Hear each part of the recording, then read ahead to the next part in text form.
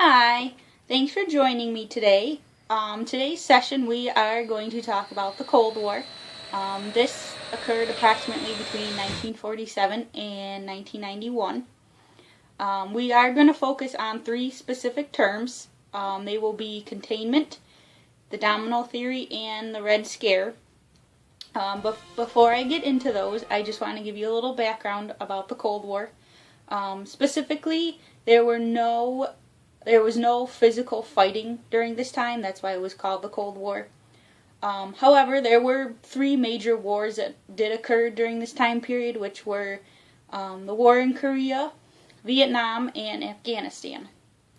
Now, if you haven't guessed already, these three terms we're going to be talking about today all revolve around communism and the U.S.'s want to not spread communism. So that's what we'll be focusing on today. So the first thing we're going to talk about is the policy of containment. Specifically, this was the idea that the U.S. did not want communism to spread from the Soviet Union to any other countries. It was a very tense time during this time period, and if any other countries did fall to communism, the United States thought it would be detrimental to us and the rest of the world. So, while trying to prevent the spread of communism, the U.S. also was trying to promote the spread of democracy, which is basically, us, the United States. So, times were tense, and the Soviet Union, as you've probably already figured out, it was the U.S.'s main enemy. Having this policy of containment, it would keep countries from becoming communism and having the U.S. have more enemies. So back to that next theory called the domino theory. Again, this has a lot to do with communism, as our whole video today will be. Now, this is the idea that if one country fell to communism, then all the neighboring countries would fall as well. Now, this was, as you'd figure out, very worrisome to the United States, because if there were more and more countries falling to communism, there's going to be more enemies for the United States during this time.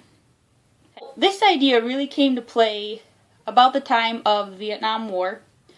Some say it was used kind of as an excuse as to why the U.S.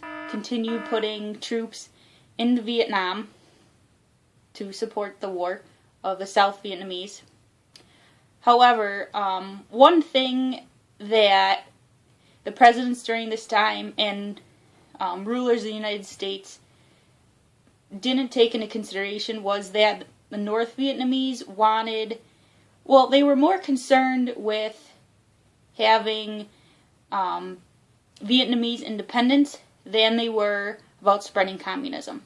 So in the long run, the domino theory didn't really pan out the way that the United States thought it would be. There were a couple countries that did fall to communism in Southeast Asia, including Laos and Cambodia. But after 1975, communism didn't spread anywhere else. Okay, so the last term we're going to talk about today is the Red Scare. It was really kind of specific to the last two terms we talked about, the domino theory and containment. So the reason we're going to talk about this today is that this occurred during the Cold War in the United States. Now, times were tense, as we've already mentioned, and there was a lot of tension, and people were really scared.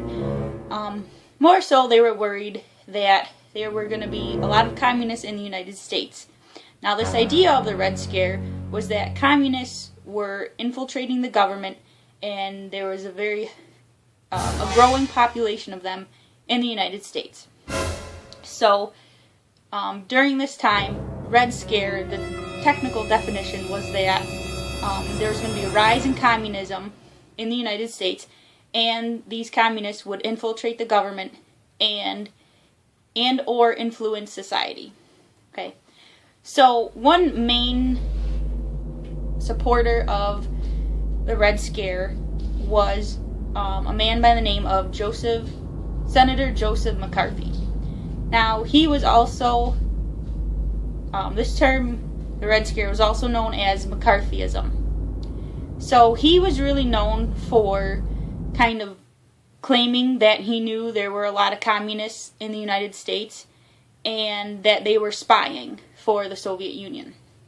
Now, he was doing this for a few years, but in the long run, he didn't have any proof. He was just kind of making up names. So, the government shortly censored him thereafter, and he was no more.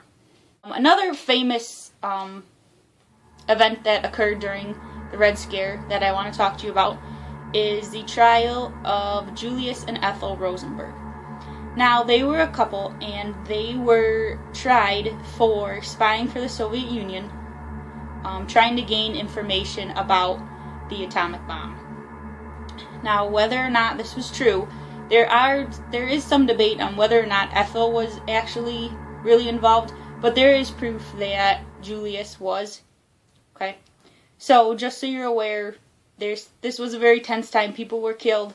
There were also lists that were coming out about people in the government who were involved with communism. Of course, Joseph McCarthy had his hand in making these lists. So it was a really tough time. It would be a bad time to have an enemy. You know, if someone wanted to say you were communist, you know, watch out. You had to watch your back. Okay, I just wanted to thank you for tuning into this segment about the Cold War. I hope you learned a lot, and we'll see you next time.